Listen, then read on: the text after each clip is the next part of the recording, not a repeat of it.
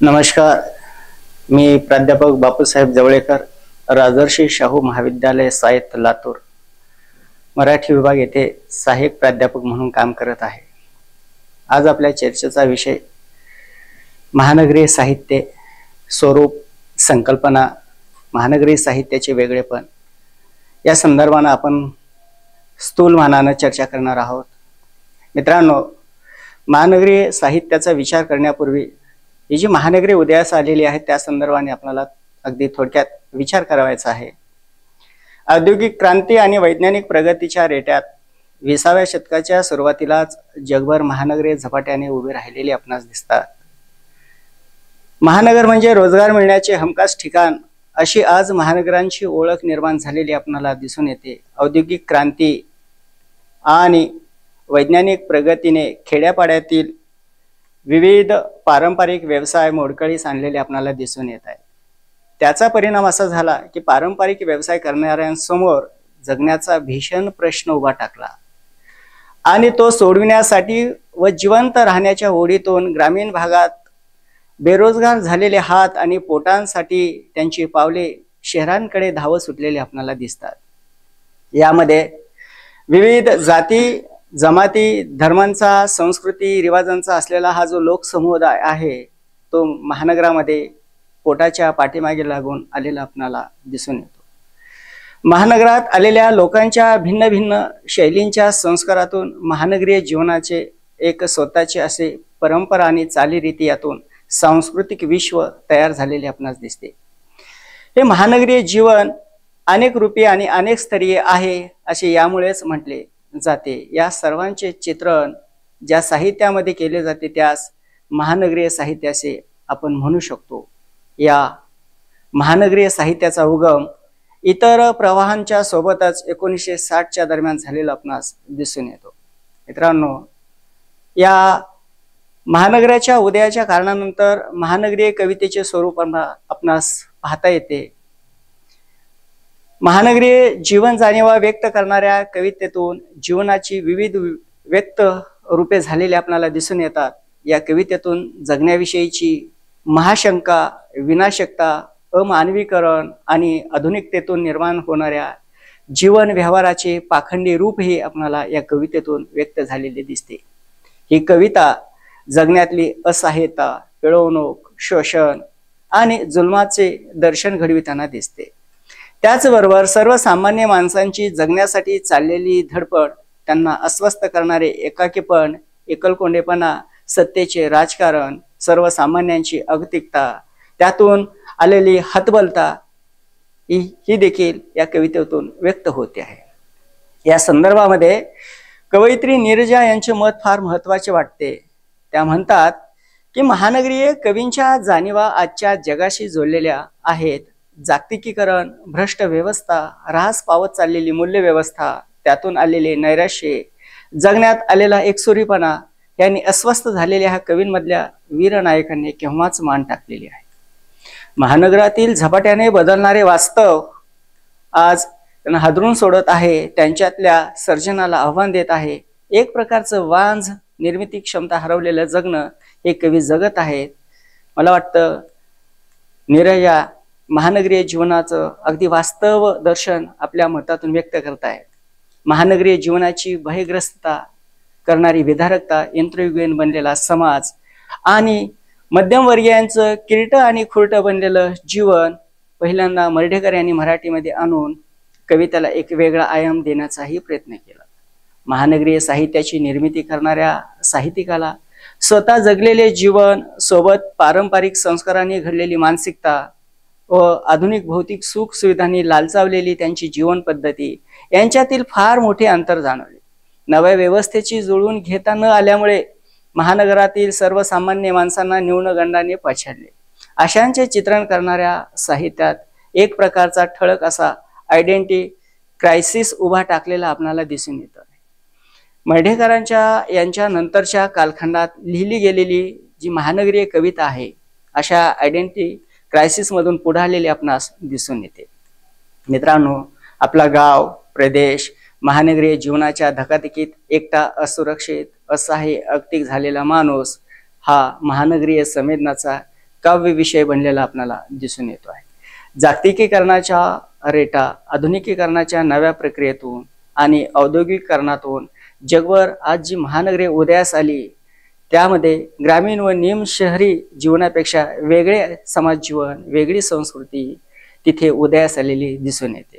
पाश्चात्य जगातील प्रभावामुळे वैज्ञानिक प्रगती, औद्योगिक क्रांती व बहुराष्ट्रीय कंपन्या आदींमुळे या महानगरांचा प्रचंड असा विस्तार झालेला आपल्याला दिसून येतो. मुंबई सारख्या, कलकत्ता, मद्रास, दिल्ली, बेंगलोर या शहरांना आपण महानगरी म्हणून संबोधतो. या शहरांमधून बेसुमार वाढलेली ही जी लोकसंख्या आपल्याला दिसून येते आहे, या पाठीमागचं कारण महानगर म्हणजे हमखास रोजगार मिळवून देणारे ठिकाण अशी एक ओळख आज महानगरांची झालेली आपल्याला दिसून येते. त्यामुळे तेथे माणसांची गर्दी वाढली. भांडवलशाहीमुळे पारंपरिक व्यवसाय बुडाल्याने जगण्यासाठी माणसांचे लोंढे आज शहरांकडे ओढले गेलेले आपल्याला दिसतात. यामुळे महानगरीय जीवनाची व्यामिश्रता, गुंतागुंत वाढू लागलेली आपल्यालाही दिसते आहे. या नंतर मित्रांनो, आपल्याला या महानगरीय कवितेची संकल्पना आपल्याला इथं समजून घेता येईल. मित्रांनो, हा जो महानगरीय साहित्याचा जो प्रवाह आहे तो 1960 नंतर उदयास आलेला आपल्याला दिसून येतो. परंतु आपल्या विषयाच्या अनुषंगाने आपण 1975 नंतर जी महानगरीय कविता अस्तित्वात आलेली आहे, त्या कवितेच्या पाठीमागची प्रेरणा, त्याची संकल्पना आपल्याला इथे समजून घ्यायची आहे. 1975 नंतर कवितेतील एक महत्वाचा आविष्कार म्हणजेच महानगरीय संवेदनशीलता हा होय. या काळातील बदलत्या पर्यावरणाचे समाज वास्तवाचे स्वरूपही लक्षात घेणे गरजेचे आहे. 1980च्या दशकात महानगरीय जीवन झपाट्याने बदलत गेलेले आपल्याला दिसते. माहिती तंत्रज्ञान आणि माध्यम क्रांतीमुळे महानगरीय माणसांच्या जीवनात अनाकलनीय असे बदल झालेले आपल्याला दिसतात. पैसा आणि उपभोक्ता मूल्य वाढीस लागले. परिणामी महानगरीय वास्तव अधिकच गुंतागुंतीचे बनलेले दिसते. या महानगरीय पर्यावरणाचा परिणाम कवितेवरही झालेला आपल्याला दिसून येतोय. महानगरीय जीवन जाणीवा प्रकट करणाऱ्या कवींमध्ये प्रामुख्याने सलील वाघ, मंगेश काळे, हेमंत दिवटे, नितीन कुलकर्णी, संजीव खांडेकर, मन्या जोशी, मीनाक्षी पाटील, महेंद्र भवरे, अरुण काळे, उत्तम कांबळे, प्रवीण बांदेकर अशा अनेक कवींचा यामध्ये आपल्याला समावेश करता येतो. या सर्वांच कवींच्या कवितांमधून आधुनिक जगण्यातील अस्तित्व वेदना, परात्मता, एकाकीपणा, तुटलेपणा, भयग्रस्तता, मानवी जीवनाची क्षणभंगुरता या जाणीवा प्रामुख्याने व्यक्त झालेल्या आपल्याला दिसून येतात.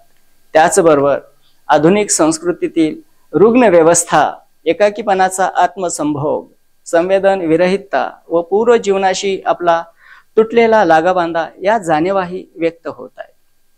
नैसर्गिक जीवन जगण्यापासून तुटलेपणा आला आहे, ही वेदनादायक जाणीव महानगरीय संवेदनेच्या कवितेमधून पुढे आलेले आपल्याला दिसून येते आहे. या संदर्भात जागतिक संदर्भ, बदलती अर्थव्यवस्था व तिचा मानवी जीवनावर झालेला दूरगामी विपरीत परिणाम, बदलते समाजकारण, राजकारण, धर्मकारण आणि एकूणच मानवी जीवनाबद्दलच्या धारणांमध्ये, विचार करण्यामध्ये प्रचंड आमूलाग्र बदल झालेला आपल्याला इथं दिसून येतो आहे. आणि या सर्वांचे चित्रण ही महानगरीय कविता करताना दिसते आहे. ही कविता दैनंदिन घटना आणि त्या घटनांचे विविध अर्थही स्पष्ट करते आहे.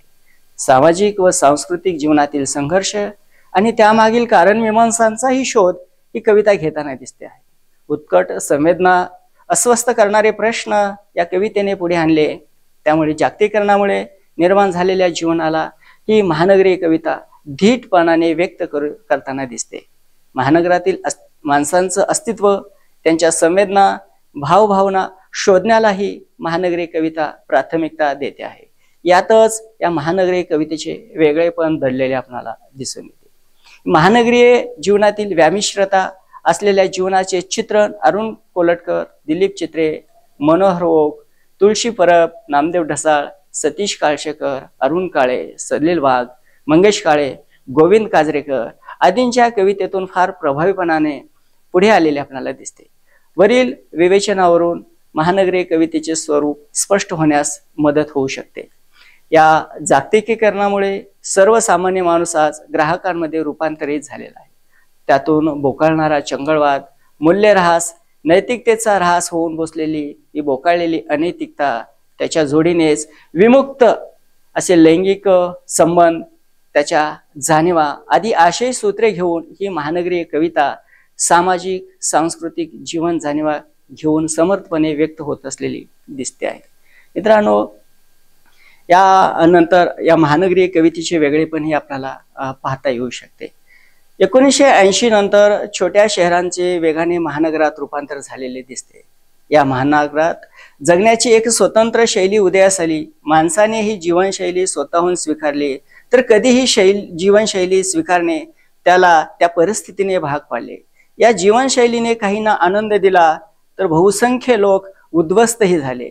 आपण जगतो का आणि कशासाठी हे जीव घेणे प्रश्न आजही अनुत्तरित राहिलेले आपल्याला दिसून येतात. या प्रश्नांचं उत्तर अजूनही तर्कापर्यंत पोहोचलेलं दिसत नाही. यातूनच महानगरातील जीवनाचा प्रवास अर्थशून्यतेकडे झालेला आपल्याला दिसतो आहे. हे अर्थशून्य जीवन भयंकर अस्वस्थ करणारे होते. याचा विचार करून महानगरी जीवनाचं दर्शन घडविणारी ही कविता लिहिली गेलेली आपल्याला दिसते. या कवितेने यातूनच आपले वेगळेपण सिद्ध केले आहे. हे विशेष पुढील प्रमाणे देखील आपल्याला सांगता येतात. महानगरी कवितेमधील विशेष पुढील प्रमाणे: एकाकीपणा, अर्थशून्यता, पोरकेपणा, अमानवीकरण, अमानुषता, बधीरपणा, व्यक्तित्वाचा लोप, परात्मभाव, असंबंधता, तुटकपणा, अस्वस्थता, सततची व्यग्रता, ताणतणाव आणि आत्मकेंद्रितता इत्यादी संदर्भ महानगरी कवितेतून पुढे येताना दिसत आहेत. यातूनच महानगरी कवितेचे वेगळेपण स्पष्ट होते. या वेगळेपणानंतर या महानगरी कवितेतून व्यक्त होणारी जीवन जाणीव आपल्याला पुढील प्रमाणे स्पष्ट करता येते. महानगरीय जीवनाशी आणि समस्याशी निगडीत असणाऱ्या जाणीवेला महानगरीय जाणीव असे म्हटले जाते. महानगरीय संवेदना मराठी साहित्यात नेमकी कधीपासून व्यक्त होऊ लागली या संदर्भात राग जाधव यांचं मत फार महत्वाचं वाटतं. ते म्हणतात की महानगरीय संवेदनाचा पहिला डंका मराठीत शाहीर पट्टे बापूराव यांनी वाजविला. जाधव पुढे म्हणतात, मर्ढेकर हे मराठीतील पहिले आधुनिकतावादी महानगरीय कवी होत. मर्ढेकर पूर्व कवितेत आधुनिक शहरे, शहरवाशी, शहरी वास्तव यांची रूपे प्रकट झालेलीही दिसतात. तथापि त्यांचे स्वरूप बाह्यकारी आधुनिकतेचे आहे. खरे तर मर्ढेकर पूर्व मराठी कविता ही नगराबाहेरची पण नागर वास्तवाची आहे. महानगरात जगलेली, वाढलेली अशी कवी म्हणे त्या कवितांमधून व्यक्त झाल्याचे आपणास दिसत नाही. मर्ढेकर हे या दृष्टीने पाहता महानगराचे अपत्य वाटावेत असे पहिले मराठी कवी म्हणता येतील. या व्यक्तीचे जीवन व समाज जीवन यांच्यात विघटनाची स्पंदने आणि आक्रंदने निर्माण करणारे महानगरीय वास्तव प्रथम मर्ढेकरांच्याच कवितेमधून पुढे आलेले आपल्याला दिसत आहेत. महानगरीय जीवन हाच विषय त्यांच्या कवितेचा राहिलेला आहे. महानगरात माणसांच्या वाटेला येणारे क्षुद्रत्व, तुटलेपणा, एकाकीपणा आणि यंत्र संस्कृतीचा भयकारी दाब कसा आहे व त्याचे दूरगामी परिणाम महानगरी कवितेतून व्यक्त केलेले आपल्याला दिसून येतात. यानंतर महानगरी कवितेची विशेष आपल्याला अगदी स्थूल मानेने थोडक्यात पाहता येतील. महानगरी जीवनाबद्दल मराठी माणसाच्या मनात एक प्रकारचे आकर्षण असलेले दिसते. महानगरी जीवन हे दुःखदायक, समस्याग्रस्त असे असलेलेही जाणवते. तिसरा विशेष आपल्याला सांगता येतो, महानगरातील वास्तव फार भीषण आहे. येथे माणसाला माणूस लुटतो नव्हे तर खाऊन टाकतो. यावरून महानगरीय मानवी मूल्ये शून्य झाल्याचाही आपल्याला अनुभव येतो आहे. चौथा विशेष आपल्याला सांगता येईल तो म्हणजे महानगरात माणसाच्या वाट्याला येणारे क्षुद्रत्व, तुटलेपण, एकाकीपणा आणि यंत्र संस्कृतीचा जो भयकारी दाब आहे, या सगळ्यांचं चित्र महानगरी साहित्यातून पुढे आलेले दिसते. पाचवा विशेष समकालीन समाज वास्तवाशी आणि समकालीन जाणीवांशी नाते प्रस्थापित करणारी कविता केशवसूत यांच्यापासून लिहिलेली दिसते. दलित साहित्य चळवळ आणि नंतरच्या लघु नियतकालिकांच्या, अनियतकालिकांच्या चळवळीतून पुढे आलेल्या अनेक कवींच्या कवितेतून महानगरीय संवेदना देखील व्यक्त झालेल्या आपल्याला दिसून येत आहे. धन्यवाद.